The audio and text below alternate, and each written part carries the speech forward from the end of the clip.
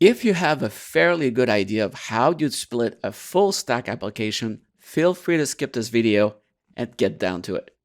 In this chapter, we'll take a look at how we do front-end, back-end, and then a full stack application with Docker. We'll first get started with a back-end on its own, and then move on to a front-end by itself, and finally, a full stack application. So feel free to skip to the part you prefer. In all cases, we'll build a container for all static assets, and also splitting the backend, front end, and finally our persistence into its own container with a volume for the data/db directory. In other words, all items that don't need changing, such as the code of our applications, will be hosted in containers, and the dynamic pieces will need a volume in order to be able to host data. So with this brief introduction, let's get right to it and get started on working with our example apps. Okay, so now that we've seen how to work with a simple Node and Express backend, let's add a little bit more to a similar project that has routes, a full API with endpoints, and a Mongo database, and see how this would work. In the process, we'll introduce Compose. Compose is a tool that allows you to manage multiple containers and set your entire backend with a single file. Let's take a look at what it looks like. So the first thing we're going to do is go into the backend we created previously, open it, and then delete everything but Dockerfile and Docker ignore. So you can delete this and then move it to trash. And then what we're going to do is go into the exercise files, and then from the resources, grab the backend right here. So copy all these files into this folder here. Let's go ahead and do that. Copy and then paste. Perfect. So now let's close those two, and then let's get back to VS Code. So I'm going to drag and drop this into VS Code here. And now we have our Docker ignore, Dockerfile, and the backend. So the file that we need to create to use Compose, it's called docker-compose, and it's a YAML file. So let's go ahead and create it. So I'm going to click on new file, docker-compose.yaml, like so. So what we need to do now is tell the instructions for Compose to create whatever we want. So do we want a backend? Do we want a front end? And the YAML file will give those instructions. So let's go ahead and create it. The first thing you need to do is basically set a version. So in this case, we'll set it to 1, and then tell it what services you want for your application. So we'll start with app. So this is the service that we define as app. And inside of it, we'll have a container name. And for this one, we're going to call it app. Then we need to set a few instructions. So for example, restart always. So we're going to tell it to restart always, obviously. And then build. So you remember we need to do a dot when we create a new container. That's basically the dot that shows up here. Then set the ports, 4000, 4000. So as you can see, we're doing a lot of the same instructions that we've done when we built from our image a container.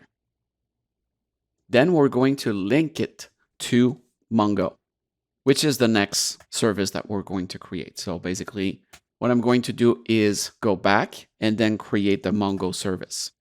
And basically, it's a lot of the same instructions that we have here. So what I'm going to do is copy up to build. It's going to be a lot of the same instructions, but let's go ahead and do it. In this case, this is called Mongo. So this is how this link to the Mongo container name here that we've created. And we need to pull an image for this one because we don't have that image, or we haven't created that image. So basically this one will pull from the image or Docker file that we're creating. This one needs to pull it from Docker Hub. So this is why we're naming it here. Then Mongo needs volume. So we're going to create a volume for it. And then we need to specify the port. And pretty much like we've done here. So you can copy this line if you want, and then just change the port that we're going to define. So databases with Mongo are typically the 27017. And this is what we're going to insert in here. And then save. So as discussed previously, the containers are static and therefore don't change. So therefore, from Mongo's database, we introduce a volume which is dynamic and connects to the Mongo container. And then we use keyword links to be able to connect the node server to the Mongo container without doing complicated networking configurations. So we'll test this in the next video. Before we move on and test our new Docker backend with Compose, make sure you have shared local drives for the volumes that Docker will need. And the way to check for that, all you need to do is go into Docker and then Preferences. And then what you could do is go into Resources, File Sharing. So if you don't have anything like volumes in this particular resources here, what you need to do is create a volume, because otherwise it's not going to work. So once you have that, you should be good to go. So let's go ahead and close that. Also, the other thing that you absolutely need to do in the index.js file is to make sure that you connect to Mongo here. Because if you don't connect to Mongo this way, it's going to be looking for that container name Mongo, and it's not going to find it. So make sure that you're actually using this connection the same way. All right, so we're ready. So what we're going to do is bring up the terminal first. Let's go ahead and bring a new terminal. And obviously, you need to make sure that Docker is running here. And the first command that you need to do in order to build all this, because as I said in the last video, we actually set the instructions here. So we basically said in this file what needs to be built. So we need to build it. So let's go ahead and do that. So the way to do that is by doing the command docker compose and then build. And this is going to build all the images, pull the images, and basically build all the instructions that we've set in that file so we can run all this later on. So once that is done, what we could do is basically go ahead and run it all. So the way to do this is do docker, compose, and then up. Now, if we do up, it's going to start everything at the same time. It's going to run into errors because basically the server or the app is looking for the database Mongo. So we want to make sure that the Mongo database actually runs first, and then we run the app and it's going to be looking for that Mongo connection. So the way to do this, as opposed to just do up, you need to specify which service you want to run first. So the way to do this is by doing -d and then the name of the service, in this case, Mongo. So let's go ahead and run Mongo. And if we didn't build a container first, it would actually build it right now. So if you want to check if that container is working, you can do basically the same command that we've done before, docker ps. And now you can see that Mongo is running. So now we can do the same for the app. So let's go and do docker compose up-app, like so.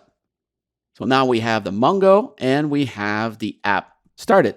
So if you want to check again, you could do the docker ps command, and you're going to see that now we have the backend and the Mongo application running. Now, you can do a command to check if something is running, or you can check the logs of that specific application. So for example, if you want to check the logs of the Mongo container, what we could do is do docker logs and then the ID of that container. So in this case, it's C23, so on and so forth. So C23, D8. And now you're going to see basically the logs for that container. And you can do the same for the app. And let's just do a PS first, docker logs, and then the ID number here. So in this case, we want to check the backend app, 3656. And now you see the logs for that particular application. One more way to check all this, if you don't want to do it in the CLI, what you could do as well is go into Docker, the desktop app. So basically what you could do is click on the application, click on dashboard, and now you can see what's running. So you can see that we have a backend running with app and Mongo. You can also see the images that we created all through this. And finally, you can see the volumes that we've created. So we created a volume inside of our Docker Compose, and you can see the ID and the volume that we created. So let me just close that for a second.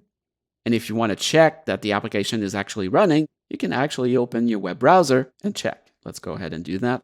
do localhost, and the port is 4000. And then you're going to see what the Node Express server is supposed to be saying.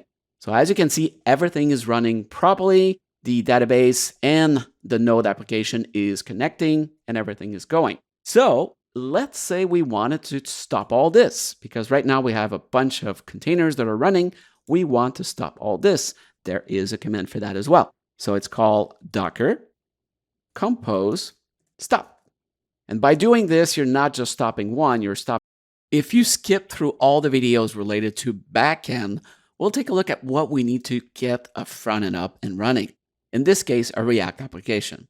If you've followed all videos up to now, you probably have a very good idea how to set up React with Docker, and feel free to test yourself on it. So let's go ahead and do it. So the first thing I'm going to do is go on my desktop and create a brand new folder called frontend. Let's go ahead and rename this to frontend. And then what I'm going to do is go into the exercise files and again, look into the resources and find the front end. And you could have simply copied this file directly here, but let's do the hard work. So let's go ahead and copy that and then paste it inside of that particular folder here, like so. And then let's go ahead and add this into VS Code. Perfect. So it's the exact same process we went through when we created the Docker file and the Docker ignore file. So let's go ahead and create those two files. So the first one that we're going to create is the Docker ignore. Let's go ahead and do that. So .docker ignore. And then the Docker file. Okay, so we'll add the two lines from node _modules, exactly the same thing that we've done the last time, and then npm debug.log, and then save that file, and then move on to the Docker file. So the Docker file is slightly different, but most of the instructions are going to be the same. So we start again from, and again, I'm saying this to the people that actually watched all the videos before.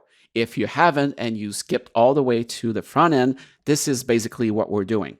So these are the instructions for Docker that are going to read through and then create the image. So the first thing that we're doing, we're telling it, pull the image from Node. So pull an image of Node from Docker Hub and then create the rest with it. So we'll need to create a working directory. And in this case, we're going to call this client. And then we're going to copy the package.json file. So basically this here to the directory client, like so. And then we're going to run npm install to install all the dependencies that we need. But we also need all the other files, because right now, if you read those instructions, we have this directory. We copied only this file, and then we ran npm install, but we still don't have the source. We don't have the public files. So we need to copy that. So what we're going to do is copy everything to the client directory, like so.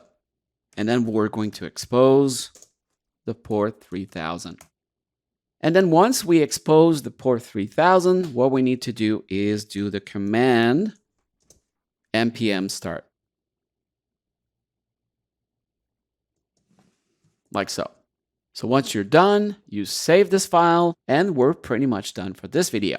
What we're going to do is start all this in the next one. Okay, so now that we have a Docker file created for a React project, let's go ahead and create an image from it and then test it. So the very first thing that you need to do is make sure that Docker is running. Otherwise, it's not going to work. So you want to make sure that you check the icon at the top here and you have the whale with the containers on top. And if you want to make sure, you click on it and you'll see Docker desktop is running. So once you see this, you're good to go. And again, these are all things that I'm repeating for the people that actually watch the entire course. But if you're just coming in for the front end, this is brand new and I'm going to repeat a few things. So now that we have Docker running, all we need to do is take these instructions here and create an image.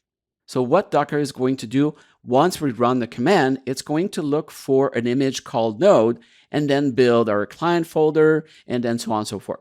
So let's go ahead and bring up our terminal and let's get started. So the first thing you need to do is build the image from the instructions from the Docker file. And this is how you do it. So you do docker build -t to name it.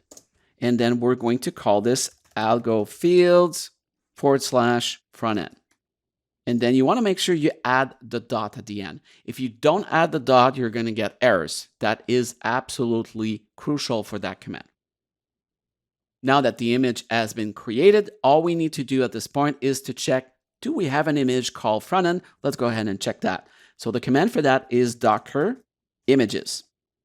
So right now we have all the images that we've created inside of this course, even the ones that we've leveraged with Compose. We have the backend app, we have Mongo, and we have the simple backend, and we have the front end that we created. One thing to note that is super important, everything works with IDs inside of Docker. So your images have IDs, your containers have IDs. When you want to manage the images or manage the containers, you use the ID for that. And you only have to type a few characters of that image ID because most of them are really different. So if I wanted to remove the backend app, for example, I would do a command like docker rmi and then the ID. So I would be basically doing 4111, and then it would know that this is the one that I want to delete. I'm not going to do that because we're going to leverage these images later on, but that's the command for that. So now that we have an image and we actually know how to delete it or list the images, let's create our first container from that image. And the way to do that is by doing docker run -p. And basically that command allows us to pass the port from Docker or the container to the application. In this case, we need port 3000. And if you followed the previous videos on the backend side, you would do 4000 for that. And then basically what images you want to use for that. So algo fields /frontend. And then hit return. And it's going to basically create your container with this application. And now we have this application. So if you want to check that it's really working, you could actually open up a new browser window and then do localhost 3000, and you see your application running here. Now, let's say you wanted to check that this container is really working. It does work because we just checked in the browser, but let's say you want to stick to your terminal and you want to check it regardless. You can create a brand new terminal window and then check by doing docker ps, and this is going to list all the containers that are actually running. And in this case, we have the front end. If we had more, it would list all the containers that are working. You can also check this by going to the actual application, the desktop application. So by clicking on the icon here, clicking on dashboard, and now you're going to see that we have this application that is running. Now, when you're ready to stop the container, all you have to do is do docker stop and then the ID of that container. So in this case, 3051, blah, blah, blah, 3051. And that container has been stopped. If you want to check, you can do a docker ps again, and you'll see that the container has been stopped. Now, let's say, for example, you've stopped a container, and then you go back to the images, and then the image that is actually connected to that container, you want to remove it, and it gives you some sort of error. Can't really delete it because the container is still running. Sometimes what you could do is do something like docker kill as opposed to stop. Now let's put it all together. We'll put all of our different pieces into a single Compose file and the files in their own directories. So let's get to it. So now we have a backend and a front end. Let's create a full stack. So we'll create a new folder, and I'm going to call this full stack. I'm going to open that folder and then create two folders inside of it. One is going to be called API, and the other one is going to be called client. So we're going to have our client and then our API in this folder. So all you have to do at this point is copy from the front end the files from the front end. So copy those files into the client right here, like so. And then we're going to do the exact same thing for the backend. So we're going to open the backend folder here and then copy all the file except the Docker Compose file. So just remove that one, copy the files, and then put them into the API, like so. And then we're going to put the Docker Compose file inside of the main directory. So let's copy that and then put it on top right here, like so. Well, now we have all the pieces. Now we need to code a little bit. So let's go ahead and basically open this folder inside of VS Code like so. And the first thing I'm going to do is make all the changes to the Docker Compose file. So in previous videos, we've used version 1 of the Docker client / Docker Compose. It actually is at 3.9 as of today. So this is basically the Docker engine that it's using. So basically the core engine of Docker. So we might as well use the latest one. So let's go ahead and do that. So 3.9, but it doesn't really matter for the previous videos because it was an example, but I wanted to really demonstrate what this is and when you're using different version of the engine. So what we're going to do is keep most of the things here for the app, but we're going to start using a few different things. So the build will now be API, like so. So basically, this is where we're going to have our build in the .api. So earlier was the dot, so basically at the top directory. And now we're actually using the API. So instead of doing links, we're going to change this to depends on, and then Mongo. For the Mongo container, we're going to keep this the same, image the same. We're also going to do a restart, always. We're going to expose the port 27017. So we expose it to the external API. And now we're going to add the actual client. So let's go ahead and add that. So I'm going to put it on top because I'm going to go from front end, back end to the database. So let's go ahead and do that. So I'm going to do client, container name, restart always, build it inside of the client directory.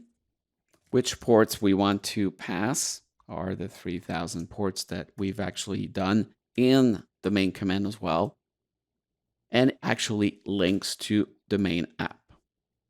So once we've done the Docker Compose file, what we need to do is go into the client file and make sure that everything in the Docker file works perfectly. So for the client and for the API. So you open up the Docker file, and for the API, now we're going to do just app. So basically what we want is to maintain the sort of structure app to client. So the client, the same thing. So if the client is already that way, then it's all good. So this is the Docker file for the app. And let's go ahead and open up the client as well. And the client is already in the proper format. So now that we have all the pieces, let's go ahead and start the whole thing. So it's basically the same thing that we've done before. So let's bring up the terminal first. So as we've done before for the backend, we do Docker Compose. And the first thing that we need to do is build. And now it seems to be mentioning something. So let's just go and take a look just to make sure. Ports, and I forgot to put this as a list. There you go. And just want to make sure that everything else is good. This one needs to be like that too. Okay. Let's save and let's go back to our terminal and we should be good to go. Docker Compose. So you might be coming to Docker from another language. For example, you might be a Java backend developer focusing on Spring or a front-end developer focusing on WordPress and PHP. Well, the principles we've explored here are pretty much the same across all different types of projects. There are a few nuances, like for example, the base image you use for your system where we insert the from in your Docker file. So for example, if we look back into our Docker file, this is from a node image. So if you do something for Spring, well, you would do something completely different. Fortunately for you, by following this course, even though you may not be a JavaScript developer, you'll have the base commands and what you'll need to create for your own projects. So let me show you a few resources where you can look for more information related to your specific scenario. So on that page, I would search for whatever type of project you're working on. So this is the Docker Hub, and you can access it through hub.docker.com. So let's say, for example, Spring. And these are all the images that are related to Spring. So all you would have to do is go ahead and click on it, copy the specific name of that image, and then go into your project and change it to that new image, like so. So it would start from that particular image and then create your application from there. You can also search on Google for any examples by doing Dockerfile, Spring, or let's say, for example, you're working on C# or a particular framework. You can basically search for anything you want. So Dockerfile, Spring Boot example is a good way to search for that and then getting started. And I would just look at the information related to that specific language. The same thing for WordPress. You just do a search on Google, WordPress Dockerfile, or even go back to the Docker Hub and find WordPress, and then you would find the instructions on how to build an image for WordPress. So this is how, if I was a developer for a different language or working with different frameworks, I would search for specific instructions on building for that application or language.